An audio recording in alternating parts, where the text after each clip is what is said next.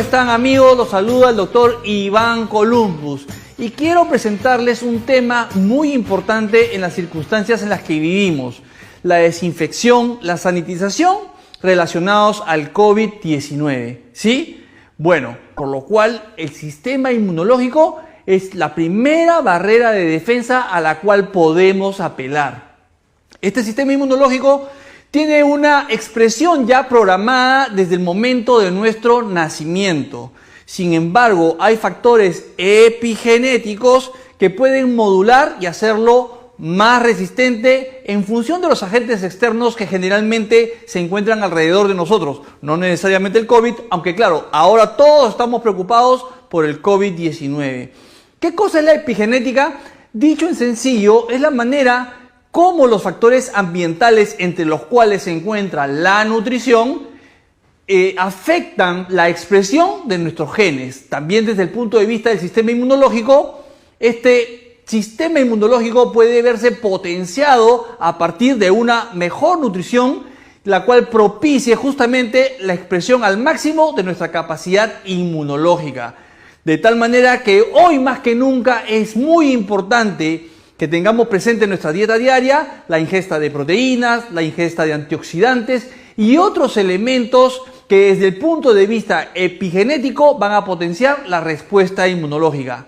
En tanto, las barreras que estamos manejando y que todas las autoridades de salud se han encargado de recomendar hasta el cansancio es el tema de la sanitización. Y para esto se emplean poderosos agentes químicos y muchas veces se emplean incluso de manera exagerada. De hecho, a mí me ha llamado mucho la atención, aquí en el Perú, por ejemplo, que en algunos distritos se implementaba la desinfección de las calles, que es para mí, en mi experiencia de 14 años como microbiólogo, realmente un poco más que aberrante, porque eso se entiende solamente si la calle la vas a cerrar y la vas a proteger con un domo. Pero la calle, una vez desinfectada, a los 10 minutos vuelve a estar contaminada, ya sea porque los contaminantes llegan a través del viento o por otros transeúntes.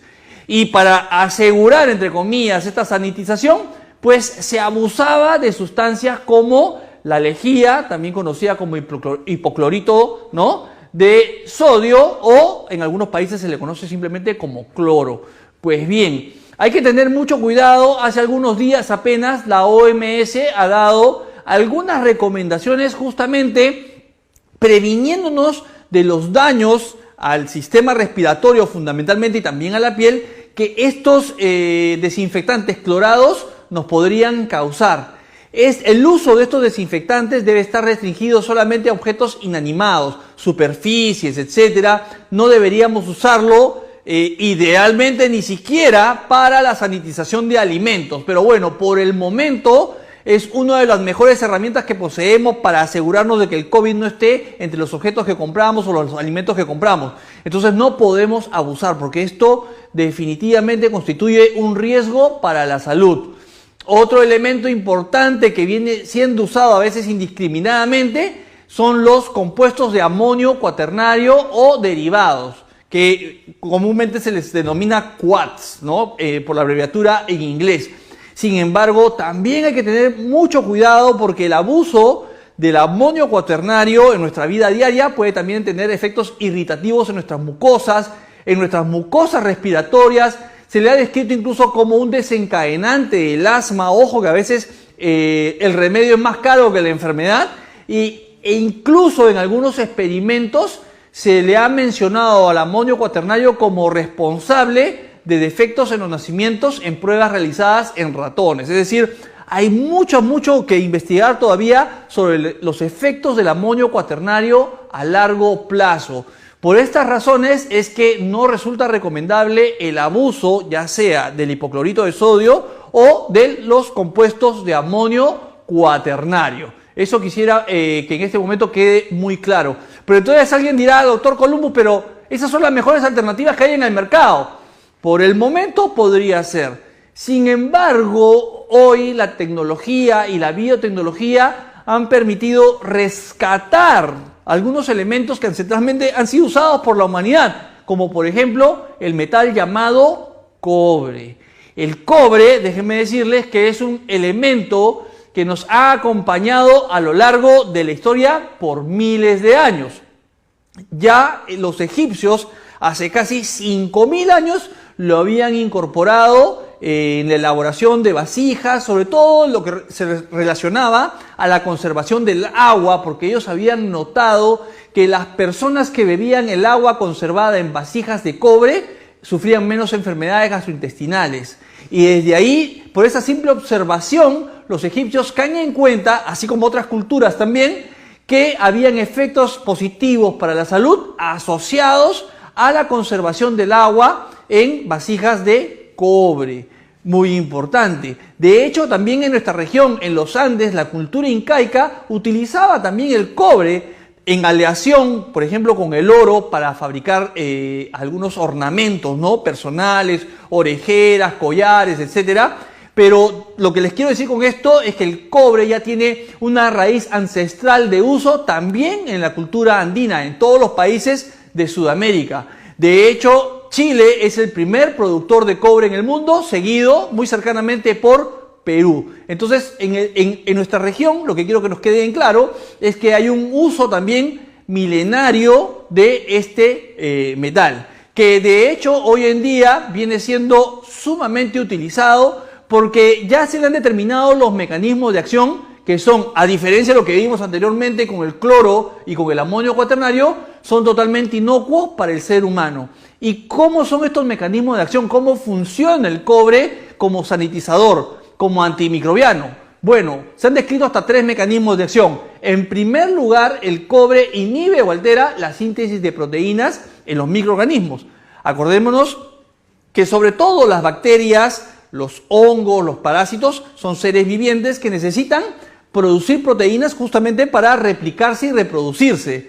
Y el cobre tiene esta propiedad, produce iones que inhiben esta síntesis de proteínas, lo que no permite que estos microorganismos se proliferen, es decir, se multipliquen, a lo que se le llama acción bacteriostática, justamente porque eso inhibe principalmente la replicación de las bacterias. Pero hay otros mecanismos, por ejemplo, puede alterar la permeabilidad de la membrana celular de los microorganismos, también, lo que impide nuevamente su reproducción. Y algo muy importante, sobre todo en lo que atañe a la reproducción de los virus, es que el cobre puede alterar su información genética. Y recordemos pues que los virus son estas membranitas de proteína, ¿sí?, con grasa, que incluyen dentro de sí una secuencia de material genético. Pues bien, la buena noticia está en que el cobre justamente puede alterar estos ácidos nucleicos inhibiendo la replicación del virus,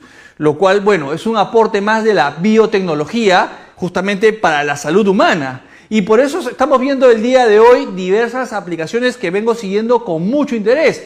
Por ejemplo, en Chile se ha hecho un estudio, se han aplicado láminas de cobre muy delgadas en el menaje y también en las camas, en los asientos, en fin, en todas las superficies metálicas de las unidades de cuidados intensivos, ¿no?, las famosas UCIs. Se les aplica estas láminas de cobre y ¿qué se ha encontrado?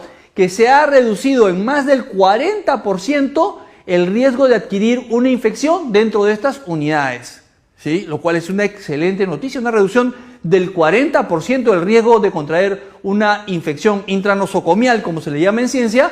Es una excelente noticia a partir de la incorporación del cobre en las superficies que rodean al paciente.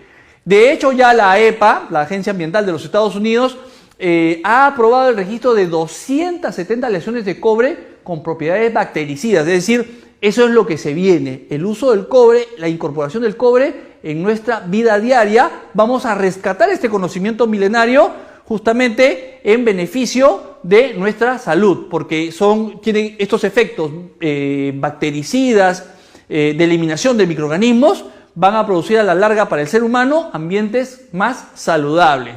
Y bueno, esto no ha quedado ahí, se han desarrollado lo que se llaman nanopartículas de cobre que tienen una acción aún más fina y totalmente inocua para el ser humano, que estas nanopartículas han mostrado la función, han mostrado la actividad de destruir los ácidos nucleicos del virus o la bacteria de manera rápida y de manera muy eficaz.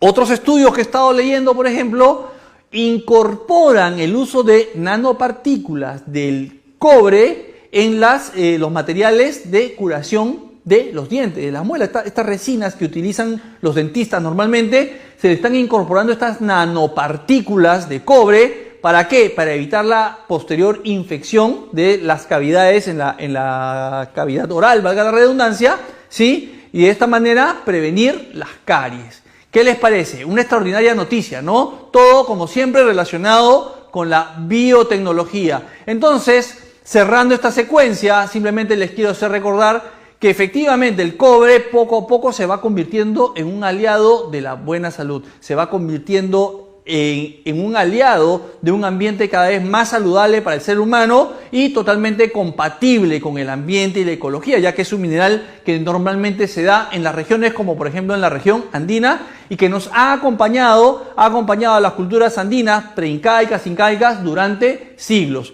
Y ni hablar, la cultura egipcia, como les decía, ya hace 5000 años lo había incorporado justamente por sus propiedades sanitizadoras.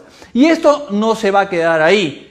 Seguramente en el futuro cercano alguien recogerá todo este bagaje científico para darle otras aplicaciones. Estoy seguro que va a ser así, pero por ahora te voy a recordar las recomendaciones que tenemos a la mano. En primer lugar, tus barreras químicas, fundamentalmente el lavado de manos.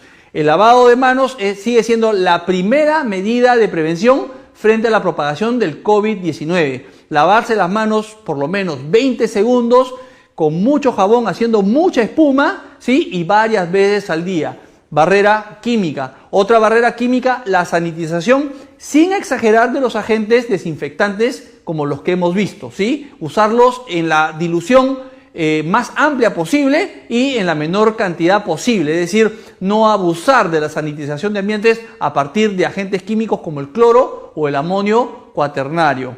La segunda barrera, la barrera física, representada por el uso de la mascarilla y también por el uso de estas máscaras transparentes que utilizamos sobre todo cuando hay gran exposición a un amplio número de personas. Y en tercer lugar, el distanciamiento social. Muchos países venimos afrontando un periodo de cuarentena, de aislamiento social, en otros es aislamiento social voluntario. El hecho es que tenemos que manejar mucho nuestra proxemia, es decir, la manera como nos interactuamos con otras personas a partir de una determinada distancia. Recuerda que la distancia mínima de una a otra persona debe ser de 1 metro, preferible 1,5 metros, ideal 2 metros. Observando estas barreras químicas, estas barreras físicas y observando también el comportamiento social, el aislamiento social, estaremos cada vez más protegidos de la propagación del COVID-19. Te agradezco mucho por tu atención